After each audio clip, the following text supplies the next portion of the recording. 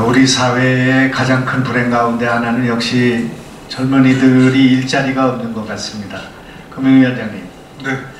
근데 그 20대 우리 젊은이들이 대부업 등 고금리에 내몰리고 있고 그 결과 저신용의 늪에 빠져 있다. 그런 사실을 좀 말씀을 드릴까 합니다. 네.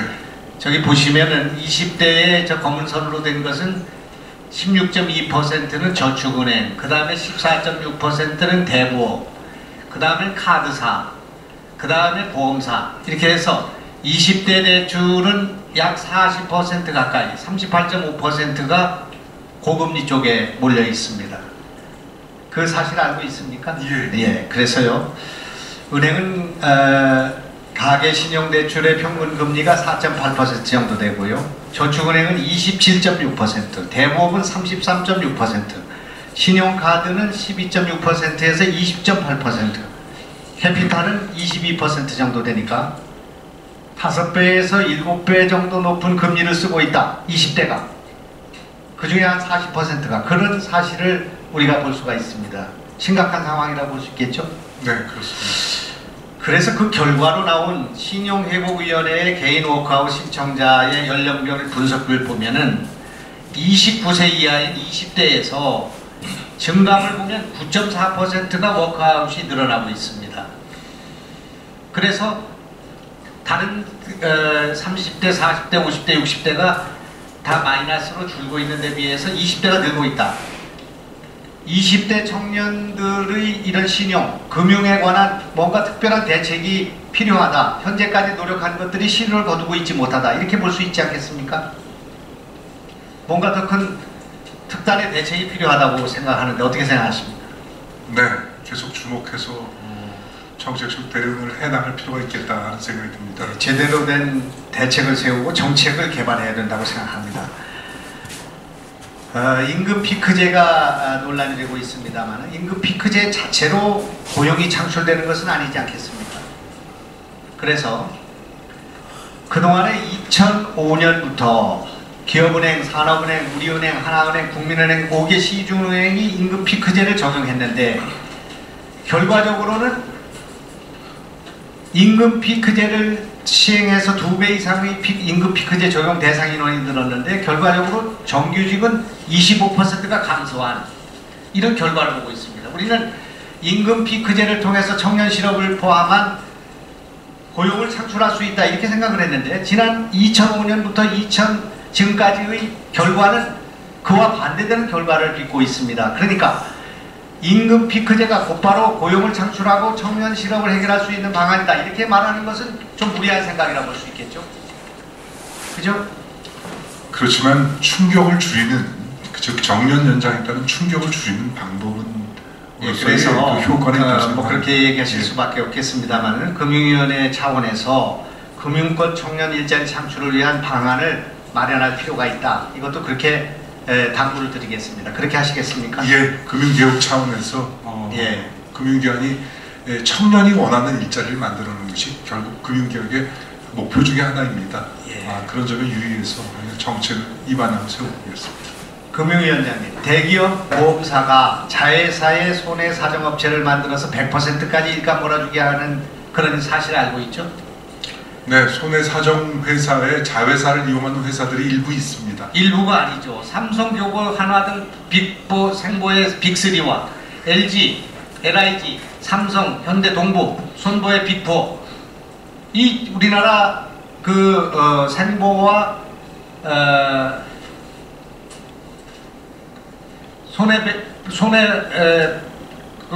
보험회사가 거의 한 70~80%를 차지하는 이런 빅3와 빅4가 1~2억짜리 회사를 만들어서 매년 수백억에서 수천억, 1천억 이상의 수입을 올려주고 있죠. 알고 있죠? 여기 보이는 것이 삼성생명이 여기 보면 521억을 다 자회사에 몰아줘서 100%를 몰아주고 있고요. 교보생명이 100%를 자회사에 몰아줘가지고 100%를 몰아주고 있고 하나생명이 이렇게 돼 있고 이렇게 해서 작은 것이 74, 72%고 많은 것은 100%까지 자회사에 몰아주고 있는 걸 모르고 있다고 할 수는 없지 않겠습니까?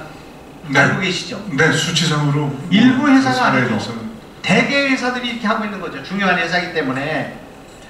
그래서 이 문제를 지난 국감에서 지적을 했고 또 이번에도 이걸 지적을 했습니다만은 이것이 이렇게 된 것은 시행령 때문에 그렇게 된 거죠. 그죠? 시행령 누가 아시는 분 없습니까? 예, 보험 시행령에 사실은 이게 손해사정 업무라는 것 자체가 보험회사가 하는 업무거든요. 네네. 예, 하는 업무를 자기가 업무 효율화 차원에서 자회사를 만들어서 하든지 혹은 직접 손해사정인을 고용해서 하든지 하는 부분에 대한 규율은 현재 없는 셈입니다. 그것을 규정하고 있지는 않습니다. 그래서 이것이 지금 시행령의 규정 때문에 이것이 자회사에 몰아줄 수 있다. 이게 지금 시행령 99조 3항에 보면은 이해관계에 있는 회사의 보험사고에 대해 손해사정을 하는 행위를 금지하고 있는데 그 3조의 가로를 열고 보험회사 또는 보험회사가 출자한 손해사정법인에 소속된 손해사정사가 그 소속 보험회사 또는 출자한 보험회사가 체결한 보험계약에 관한 보험사고에 대하여 손해사정을 하는 행위는 제외한다. 이 외조항 한 규정을 넣어놓고 여기에 의존해가지고 대기업들의 자회사한테 이것을 다 수천억씩을 몰아주고 있는 거 아니겠습니까? 예, 네? 의원님. 이게 찾은 일이라고 생각합니까? 아니요. 이거는 일감 몰아주기도 문제고요. 이것이 자회사가 그 보험료를 산정하게 될 때 공정성을 어떻게 담보할 수 있겠습니까? 이 문제는 손해사정 업무 자체가 성격이 뭐냐 하는 것인데 그것은 보험업의 일부 업무입니다. 그러니까 보험회사가 직접을 하건 혹은 위탁을 주건 하는 여부에 대해서 저희가 규율하고 있지 않은 것이죠. 다만 의원님께서 잘 지적하셨듯이 야, 공정성을 어떻게 담보할래? 하는 문제가 여전히 남습니다. 이 부분에 대해서는 보험계약자가 이 선임 과정의 투명한 절차에 의해서 자기 의견을 표시할 수 있도록 하는 이 과정을 만들므로써 이 공정성은 확보될 수 있지 않겠나 하는 생각을 가지고 그 방안을 좀 검토해 보도록 하겠습니다. 예, 정리해 주십시오. 금융감독원장님. 예. 2013년 8월에 손해사정 제도 개선 방안을 마련했죠. 예. 그래서 자회사 위탁 반응 등 세부 과제를 개선을 요구했죠. 예, 그랬던 것으로 금융감독원은 이걸 요구를 했습니다. 근데 금융위원회는 작년 12월에 금융혁신위원회를 통해서 손해사정제도 개선 방안이 법규에 근거가 없이 공문으로만 시달되었다는 이유로 자율 운영하도록 했죠. 이제 금융위원회가 금융감독원이 이것을 시정하도록 지시를 했는데 그것에 대해서 이것이 법규에 근거가 없이 법규에 근거라는 것이 아까 얘기한 시행령의 99조의 예외 규정 그 하나를 붙들고 그렇게 해서 이것을 봐주기 때문에 이게 100% 일감 몰아주기를 하나도 해결하지 못하고 있는 거 아니겠습니까? 금융위원회에 문제가 있습니다. 어떻게 생각하십니까? 아니 금융위원회 말씀해 보세요. 예, 의원님 거듭 말씀드립니다만은 이 업무 자체를 외부 강제에 위탁을 시키게 할 수는 없는 것이죠. 보험회사가 자체적으로 하든지 아니면 외부 위탁을 하든지 하는 판단을 하는 것인데요. 즉 보험회사의 업무인 것입니다. 근데 왜 자회사에 다 줬느냐 하는 문제는 결국 보험회사가 스스로 하든지 혹은 외부에 위탁하든지가 터 있는 상황에서는 그걸 몰아주기라고 얘기할 수는 없는 것이지요. 그래서 저희는 그렇게 생각합니다.